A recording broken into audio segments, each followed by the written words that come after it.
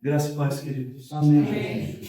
Graças a Deus nos dá vitória por nosso Senhor Jesus Cristo. Vamos então à nossa aula. Então, lemos o texto de Atos dos Apóstolos, capítulo 10, verso 1 ao 23, e destacamos o texto áureo em Atos 10, 15, para falarmos dessa sequência, né? Você vai observar que o fato a gente dividiu em duas partes por questão de tempo, tá, irmãos? Penso que não daria tempo de nós trabalharmos o texto todo, apesar de longo, não é? O texto, ele vai aí até, né, o verso 47, né? Então nós dividimos aí em dois, em razão disso. Bem, queridos, na aula passada, não é? Nós vimos a realidade, não é? De que estamos diante de um texto que é um desafio a gente extrair doutrina disso, tá, queridos? Bem, qualquer bom pregador sabe que, ou ensinador sabe que os fatos históricos da Bíblia, principalmente esse que estamos num texto destacadamente histórico, não é? Ele deve ser sustento para aquilo que é o principal, que é a doutrina. Quem abre a Bíblia para pregar tem que entender que o que é relevante na palavra é a doutrina. O fato, tá, irmãos, é uma forma de dar consistência de realidade, daquilo que é real. Mostrar que é histórico, com a letra H, que pessoas viveram tal situação, tá? Que é resultado de uma vida prática de alguém. Mas nós precisamos entender que o importante é a doutrina. E aqui não confunda, irmãos, doutrina com costume. Aqui não é ficar falando, não é, de práticas ligadas à cultura ou costume, estabelecendo isso como uma doutrina. Mas nós estamos falando de doutrina relevante. A cristologia, a soteriologia, não é? No caso de Atos, principalmente a pneumatologia, né? Ou paracletologia, não é? A própria ideia de Deus, teontologia, a ideia do pecado, a martiologia. Mas vejam, bem dentro de um aspecto onde, quando nós apresentamos Cristo para alguém, nós precisamos apresentar uma estrutura de pensamento para que haja uma estrutura de compreensão a respeito da fé bíblica na pessoa de Cristo, para que então a pessoa possa, compreendendo isso, decidir por isso e caminhar nisso. Tá, queridos? Então, esse texto de Atos 10, em especial a primeira parte, ele trabalha ou nos oferece, né, poucos argumentos, não é, assim visíveis a respeito de questão doutrinária. E por isso, como eu digo para os irmãos, não existe texto ruim na Bíblia. Existe pregador ou ensinador ruim.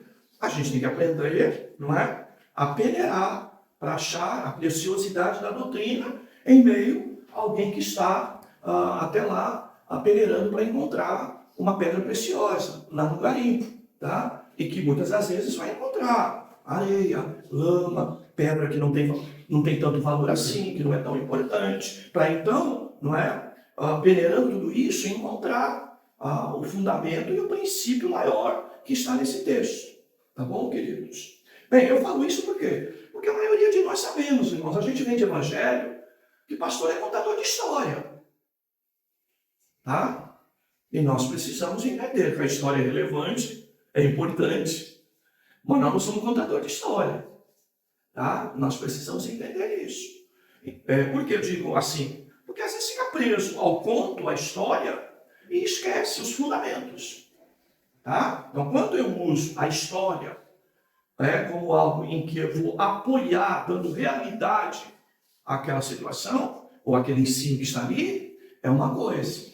Mas quando eu abandono totalmente aspectos doutrinários para embelezar, como se fosse, não é, o famoso contador de histórias, tá? Aí nós estamos fugindo daquilo que é mais relevante no Evangelho. Tá? Por isso que muitos de nós não tivemos escola bíblica em outras igrejas.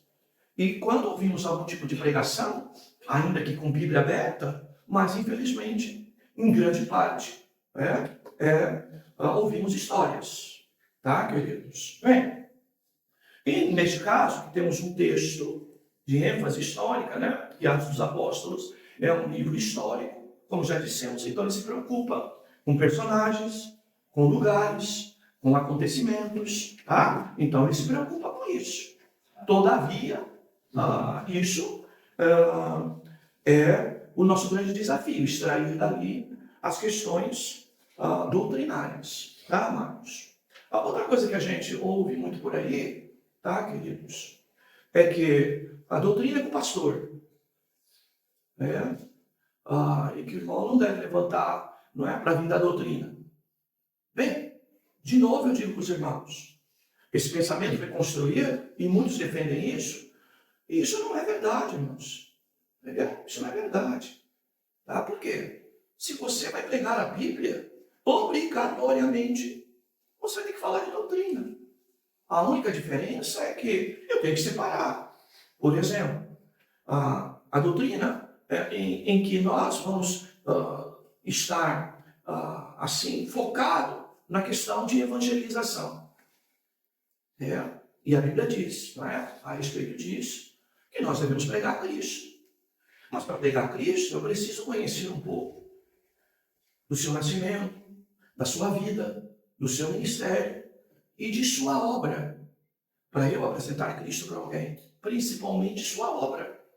E isso eu não posso inventar, isso tem uma regra bíblica, tem uma doutrina, ok? Sobre a cruz de Cristo, sobre redenção, sobre salvação, que eu preciso então estar atrelado a isso. Tá? Bem, se eu não sou pastor, eu não tenho autoridade bíblica para isso, eu não vou pregar, não é? Aquilo que nós chamamos eclesiologia. Eu não vou, não é? Trabalhar e doutrinar a igreja em seu aspecto de santidade, por exemplo. Tá? Eu devo evitar isso. Porém, eu vou continuar pregando doutrina se eu falo de Cristo, de redenção, da cruz, e apresento de alguma forma os fundamentos do Evangelho para alguém. Tá, queridos? Bem, o texto, queridos, de novo nós vamos nos deparar com duas situações. Tá? Duas situações. Quem ouve, quem fala. As duas situações. De que o Evangelho, não é?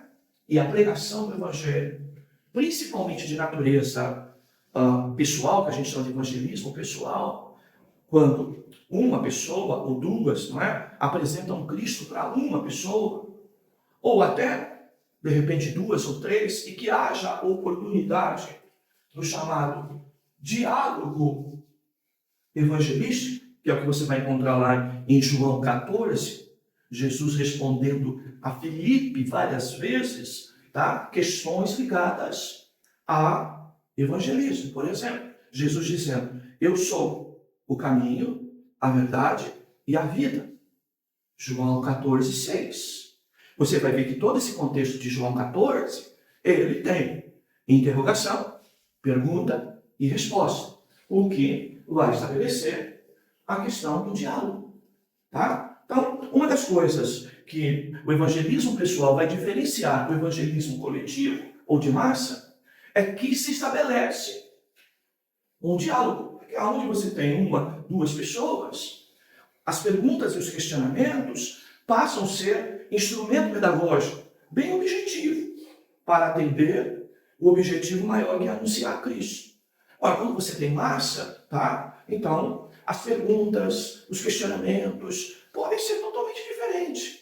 E aí você acaba não sendo pontual e acaba se perdendo, tá? Atende um, não atende outro. Mas é aquilo que a gente sempre fala, né? Culto é coletivo. Então, o que nós falamos aqui tem que ter características universais para que todo mundo entenda, tá, queridos? Mas aqui não, tá? Então, o que nós vamos ver aqui é coisa interessante, que o Espírito Santo atua nas duas realidades, tá? Ele vai atuar em quem vai levar a mensagem e ele vai atuar em quem ouve a mensagem.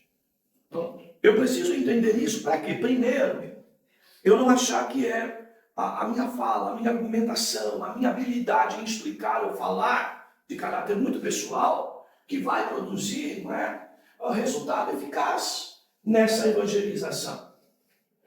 Eu preciso entender que o Espírito Santo não só vai me conduzir, mas como também está trabalhando na vida do ouvinte.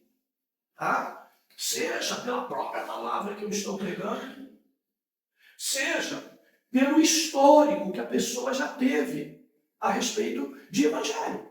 Porque às vezes, como a gente vê aí, entre aspas, armenianos, saímos para evangelizar, ganhamos tantas vidas. Tivemos uma cruzada, não é? Ganhamos tantas vidas para Cristo. Isso às vezes pode soar arrogante, porque primeiro, quem convence o homem é o Espírito Santo. E segundo, às vezes, irmãos, alguém ouviu já sobre Jesus e por N circunstâncias não teve a clareza para tomar até uma posição de se lançar aos pés de Cristo, reconhecendo o seu senhorio e a sua salvação. Mas isso pode levar tempo. Então, ouviu às vezes, leu um folheto, outro dia leu um texto da Bíblia, outro dia, por várias situações, outros irmãos evangelizaram, a própria família, tem alguém que é crente, já falou de Cristo para ele, mas o momento em que ele se posiciona diante da palavra pode ser distinto de todos esses. Tá? Então, você vai ver o caso aqui. Como você viu o caso lá, do mesmo princípio que nós falamos, do eunuco e Filipe. Aconteceu a mesma coisa. O texto claramente, trabalhando quem fala, mas trabalhando também quem ouve. E você não pode desprezar isso. Por quê? Se Deus não falar o coração do homem, queridos, ninguém vai desejar Deus, ninguém vai querer Deus. As pessoas vão parecer uma pedra para nós.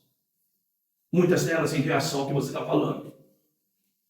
Mas você precisa contar de que Deus também trabalha aqui. Você tem que contar com isso. Porque se não contar, nem saia para evangelizar. Porque você vai convencer alguém, às vezes até, de uma religião, ou nas abordagens que existem hoje, onde está doente, vai lá que Jesus cura. Tá? Tem família envolvida em droga, vai lá que Jesus liberta. Tá com casamento em crise, vai lá que Jesus resolve o problema de casamento. Desculpe, irmãos, como se crente não tivesse doente. Vocês veem como a gente prega mentira? E às vezes até quem está anunciando Cristo deveria ter consciência que está com alguma enfermidade. E que nem por isso ele deixa de ser crente. E nem por isso ele deixa de ser salvo. Outra coisa. Existem crentes em casamentos em crise.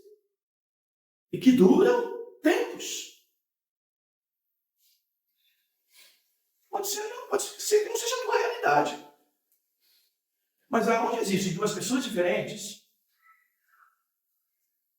e se houver um pouco de imaturidade, a crise vai se instaurar dentro da nossa casa. Tá? Então não adianta você pregar, vai lá que Jesus vai resolver o teu problema de casamento. Às vezes cria outro. Um se converte, o outro que já dava problema não é convertido. Durante esse tempo, você vai ver o que é luta, o que é guerra, o que é crise. E a gente foge do que é principal.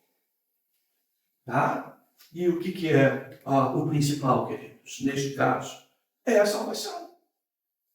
Pastor, você não acredita que Deus melhore casamentos? É lógico que acredito. É lógico que a graça de Deus se manifesta no casamento. Sua misericórdia se manifesta. Sua compaixão se manifesta.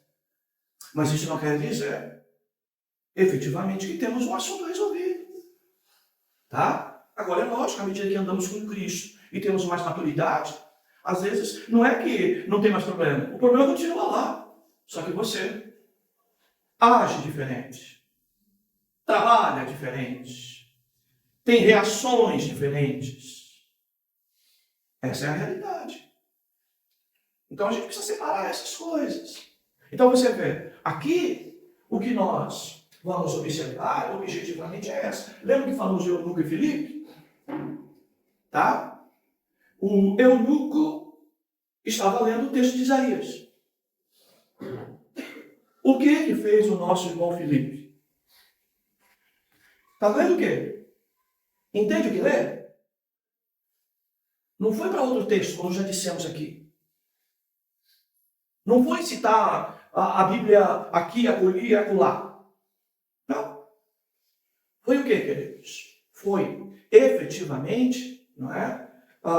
Pontual. De explicar o texto. Tirar a dúvida no texto. Mostrar no texto de quem o texto falava. Irmãos, não foi procurar qualquer outro tipo de conversa. Foi no texto. E isso é ser crente bíblico. Tá, meus amados? E nós vemos essa realidade. Pastor, então, eu não podia usar outro texto? Você pode, às vezes, para fortalecer, incrementar, não é? Deixar mais claro. Mas se você está falando com uma pessoa que ainda não é cristã, quanto menos você complicar, melhor. Então, a boa pedagogia é ser objetivo na situação. Tá? Então, é esta a realidade que nós vamos ver aqui também. Então veja, a gente tem mania, tá, irmãos? Eu estou em Cristo, então Cristo vai me preparar, Deus vai me dar palavra, não é? Para convencer tal pessoa. Sim. Mas se o Espírito Santo não trabalhar na vida de quem vai ouvir, para ele compreender, entender, desejar, e esse desejo ser realmente verdadeiro, ele vai precisar do Espírito Santo. Não tem jeito. Por isso que já dissemos aqui, vamos repetir. Quem evangeliza tem que entender o que é o valor da oração e se dedicar a ela. Para que todas as oportunidades que ele tenha de falar de Cristo, tá? Ele realmente reconheça que quem está ouvindo já está sendo, né? Ou será trabalhado pelo Espírito de Deus. Tá? Por isso que você vê a igreja por aí, que muitas vezes culto 20 vão lá para frente no tal apelo. E se você voltar na segunda, na quarta, na sexta, no outro domingo, na mesma igreja, o que você vai encontrar? Dos 20, talvez um ou dois. Tá? E se bobear, desses 20 que você encontrou um ou dois, ele vai querer ir de novo para frente. Por quê? Porque a primeira vez não houve convicção. Entende, irmãos? Tá? Nós somos dependentes do Espírito Santo, irmãos, em todas as situações. E a conversa de Jesus com Nicodemos, quando diz, olha, você precisa nascer de novo. Por quê? Se não nascer de novo, não vai desejar Deus, não vai entender Deus. Você está morto, Nicodemos, em delitos e pecados, ou seja, você está morto espiritualmente. Você precisa nascer de novo. E o que é nascer de novo, irmãos? Como o texto vai dizer, obra de quem? Da água do Espírito, da palavra do Espírito Santo. Se não houver esta obra, querido, pode estar dentro da igreja 500 anos, mas é só um religioso. Tá? Só um religioso. E é o que nós vamos ver aqui no texto. Tá? Pedro, já na sua caminhada, tá? Precisando, para pregar o Evangelho, e entender melhor o que é salvação, o propósito de salvação e a quem se destina a salvação. Pedro já era pregador, tá? Já tinha, através da vida dele, o Espírito Santo, na pessoa de Jesus, não é? Através da obra de Cristo, operado milagres. Mas nós vamos ver um pregador precisando ser ensinado no sentido de evangelizar. E nós vamos ver aqui a figura de Pedro nessa situação. Tá? Como eu digo para os irmãos, não deve ser demérito para ninguém entender isso. Pedro sofre da síndrome de Jonas. Certo? Não vou pregar para inimigo do povo de Deus. Vou pregar para Nínive. Mas Deus está mandando. Não, vou fugir disso. Não quero. Tá? Então, muitas das vezes, o crente se comporta assim. E muitas das vezes é mais fácil entender até Jonas do que efetivamente entender Pedro. Que mesmo nessa situação aqui onde Deus ensina isso para ele, tá? O Evangelho ainda vai mostrar mais na frente, Pedro, quando estava em alguma reunião com os irmãos, em alguma comunhão, exercício de comunhão com os irmãos, e que ele estava sentado na mesa com gentios, participando ali, quando ele identificava que estava chegando um judeu, o que ele estava fazendo? Pulando de cadeira em cadeira para se distanciar dos gentios, para que o judeu que estava chegando não o condenasse, porque ele estava sentado à mesa, não é? Com os pagãos, com os gentios. Tá? E Paulo, mais na frente, vai resistir ele, inclusive. De que apesar desse episódio aqui, bem pedagógico, ele mostra dificuldade de aprender. E aprender sobre o quê? Efetivamente aqui aprender sobre evangelho. Você não vai ver nenhum outro tipo de doutrina aqui que não seja Cristo. Tá? E a salvação em Cristo. Bem, uma das dificuldades que os irmãos têm, às vezes, no texto, e que eu acho oportuno, quem está fazendo a pergunta do texto, né? Quem, quando, aonde, como, de que maneira, não é? Fazendo essas perguntas para entender o texto, então, explicar a situação daquilo que é literal no texto, principalmente, tá? Na visão de Pedro. Então vejam lá, a visão de Pedro. No dia seguinte, enquanto estava ao caminho já perto da cidade, no verso 9, né? Pedro subiu ao terraço para orar, por volta da hora sexta. E sentindo fome, quis comer. Mas enquanto lhe preparavam a comida, sobreveio-lhe uma visão. Então vejam só, você quando está morrendo de fome, e o almoço está demorando a sair, você naquela cochilada esperando o almoço, tá? Você começa a sonhar, não é? Com uma comida que lhe é apresentada. Ou seja, você está com muita fome. Primeira coisa que eu tenho que entender no texto, tá? Ele estava esperando, ele teve fome, teve desejo de comer, e enquanto preparava a comida, lhes ofereceram o quê? Um prato indigesto. Mas aquela história, com fome, se come qualquer coisa. E qualquer coisa parece ser gostosa. Né? E aí, vamos lá para o verso 11. Aí ele viu o céu aberto, nessa visão, e um objeto descendo, como se fosse um grande lençol, baixando pelas 4 pontas sobre a terra. Está vindo da onde o lençol? Está vindo da onde? Está vindo do céu. De um céu aberto. Um objeto descendo. Tá, queridos? Então, guarda isso aí. Isso é importante. Tá? Nele havia todo tipo de quadrúpedes. Animais que rastejam pela terra e aves do céu. E uma voz lhe disse: levanta-te, Pedro. Mata e come. Olha só. Mas Pedro respondeu: de modo nenhum, Senhor, porque nunca comi algo profano ou impuro. Pela segunda vez a voz lhe falou: não chame de profano o que Deus purificou. Então observe, queridos.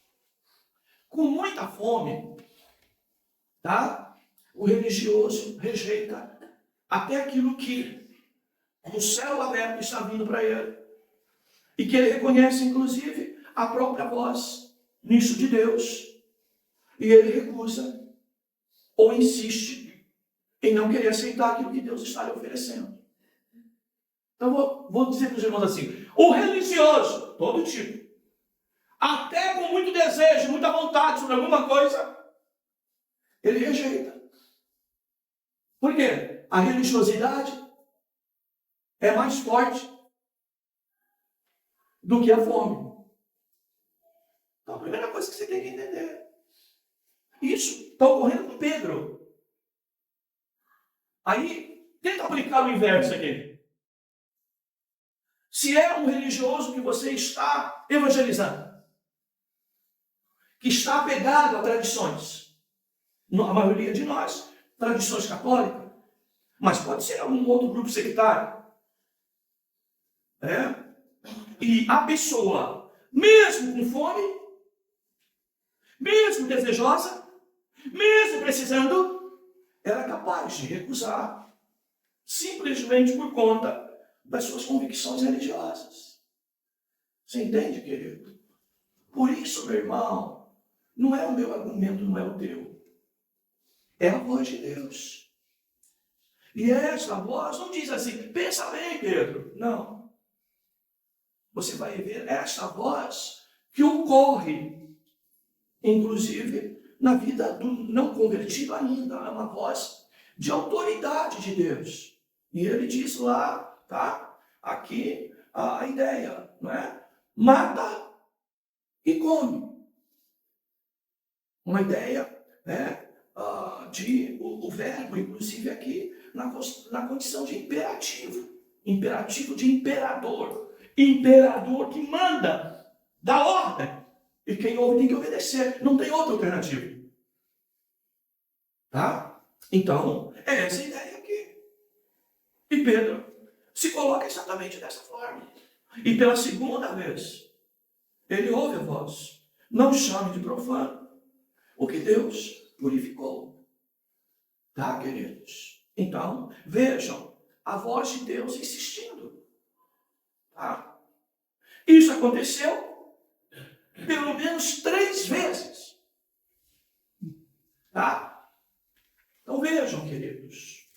Deus fala às vezes as mesmas coisas.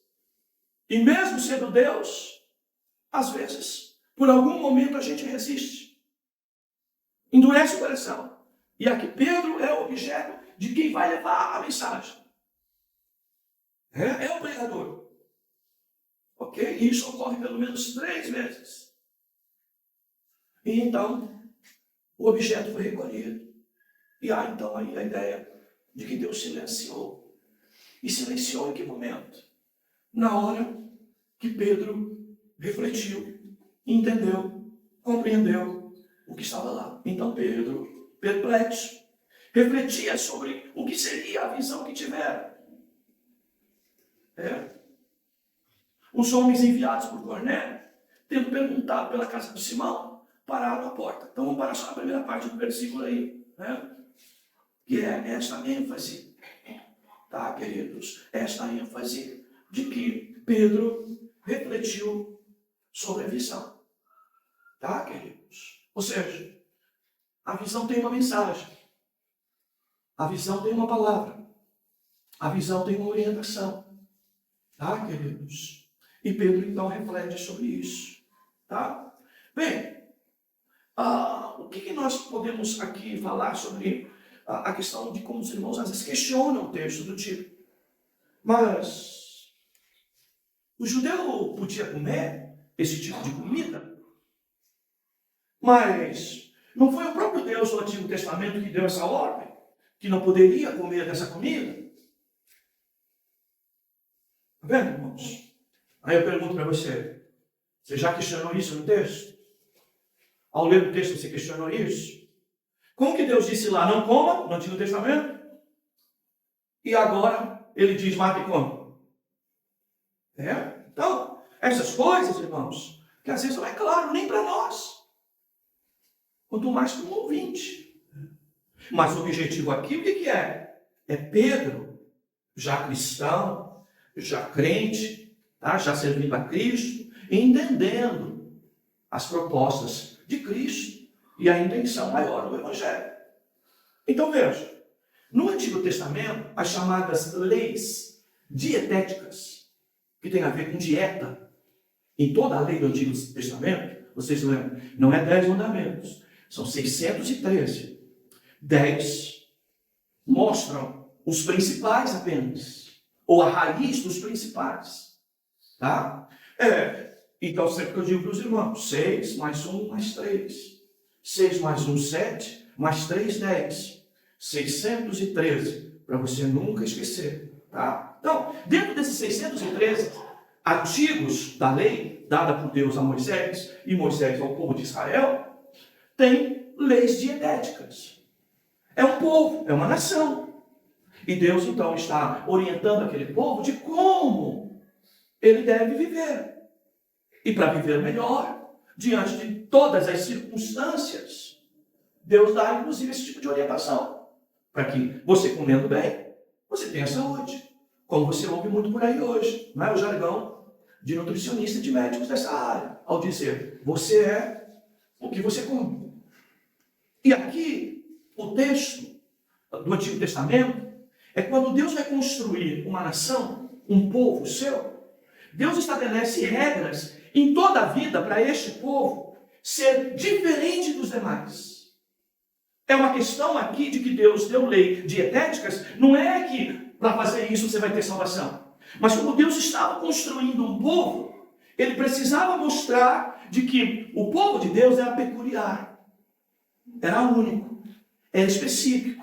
E entre muitas coisas, eles só serviam a um único Deus, tá? Que eles deveriam amar o próximo como a si mesmo, estava isso também. Olha, é um povo que não come determinados tipos de comida, que não se alimenta de alguns tipos de animais, tá? Porque isso o quê? Distinguia judeu de gentil, né? Judeu de pagão, a forma em que se vivia também. E aqui então Deus está se referindo agora não mais, tá? Apenas a questões ligadas ao campo, né? Da dietética. Mas Deus está agora efetivamente falando, tá? Sobre questões de salvação. E por que os judeus não conviviam com os pagãos? Porque achavam eles impuros. E por que era impuro? Porque comiam o que eles não comiam. Comiam aquilo que eles consideravam impuro. E agora Deus está dizendo o quê? Não apenas na comida. Ainda que Romanos vai deixar claro, tá? Essa situação. Tá? A respeito do alimento.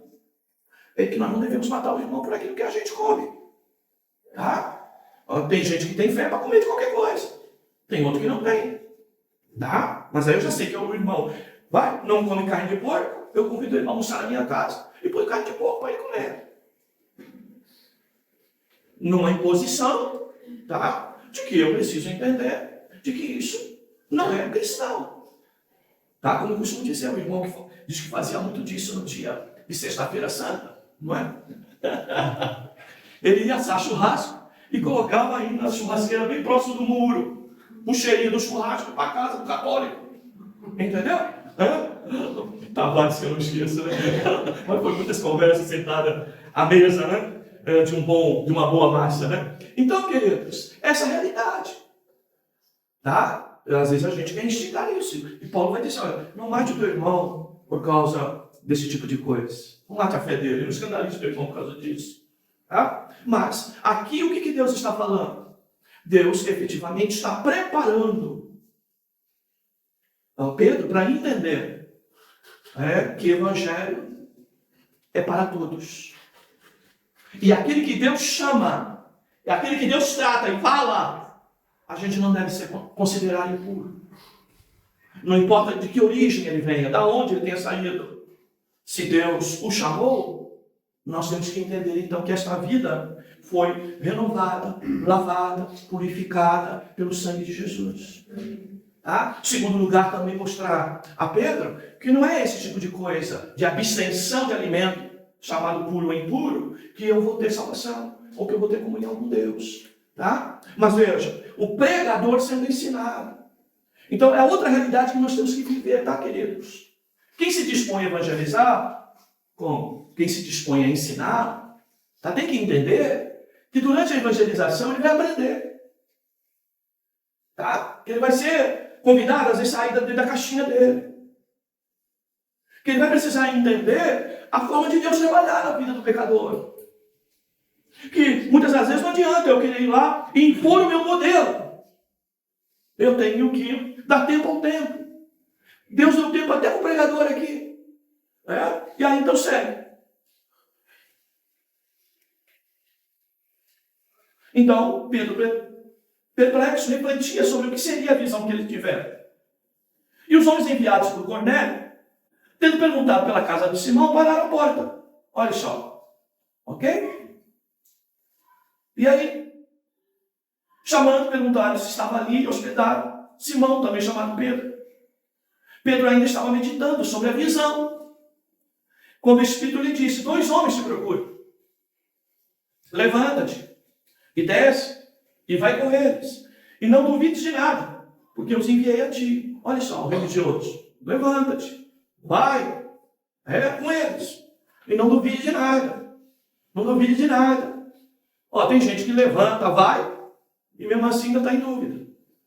Mas o texto está dizendo: vai, sem duvidar. Tá?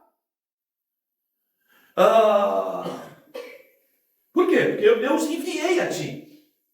Eu os enviei a ti. De novo, nós estamos aqui, tá, irmãos? Deus trabalhando nas duas pontas. Tá? Então Pedro desceu ao encontro dos homens e disse: sou eu a quem procurais? Por que viestes? Ele respondeu: olha, tem um centurião Cornélio, homem justo e temente a Deus, que tem bom testemunho de toda a nação judaica. Foi avisado por um santo anjo para te chamar à sua casa e ouvir as tuas palavras. Veja, você vai lembrar do centurião do Cafarnaum.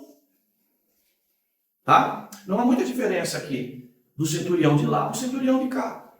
O Cornélio. Ele tinha uma ação junto à nação judaica, provavelmente, né? Tinha uma jurisdição de controle romano naquela área. E ele era muito bem visto. Tá? Pessoa de patente, não é? Ele era visto com bons olhos pela nação judaica. Tá? E aí Pedro, então, convidou-os para entrar e o hospedou. Seguindo. No dia seguinte, Pedro levantou-se e partiu com eles, e algum dentre os irmãos de Jope o acompanharam. Tá? Então, uma coisa boa aqui, que a gente reforça no texto. Tá? Saiu para um lugar para evangelizar, foi outros irmãos juntos. Isso é importante. Um dia depois entrou em Cesareia, e Cornélio o esperava, tendo reunido os seus parentes e amigos mais chegados. E quando Pedro... Até que versículo nós vamos? Então, 23 salmos. Então, veja, no dia seguinte, então Pedro levantou-se, partiu com eles. Tá? E alguns entre os irmãos de Jope o acompanharam. Tá, queridos? Então, voltando, né? Nessa realidade. Tem um que está desejando Deus. E tem outro desejoso de falar de Deus. E nós vamos entender aqui o Espírito Santo atuando nas duas pontas e levando essas duas pessoas a se encontrarem. Um para ouvir de Deus e outro para falar de Deus. Tá? E quem efetivamente está para ouvir de Deus e entender que obras humanas, suas esmolas, ser bem aceito pelo povo judaico, ou até ser bem aceito, né? Digamos assim, ser simpático com o Evangelho, ou até com os evangélicos, não vai salvar ninguém. Tá? Ele vai precisar ouvir a mensagem das boas novas. Tá, queridos? Agora, Deus está preocupado com aqueles que são dele. Tá? Mesmo que ainda não tenha se revelado, não é? Como cristão. Mas Deus está trabalhando nisso. Em segundo lugar, Deus não trabalha só de alguém ir e encontrar uma porta fechada.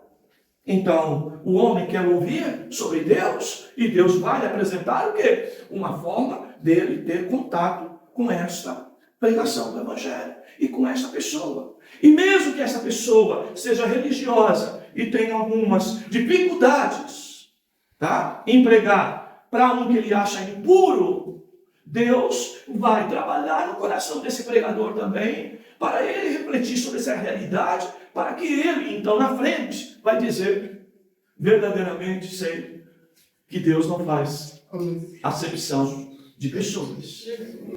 Tá, queridos? Bem, mas isso é para a próxima aula, tá? Vamos lá. Vamos ficar de pé.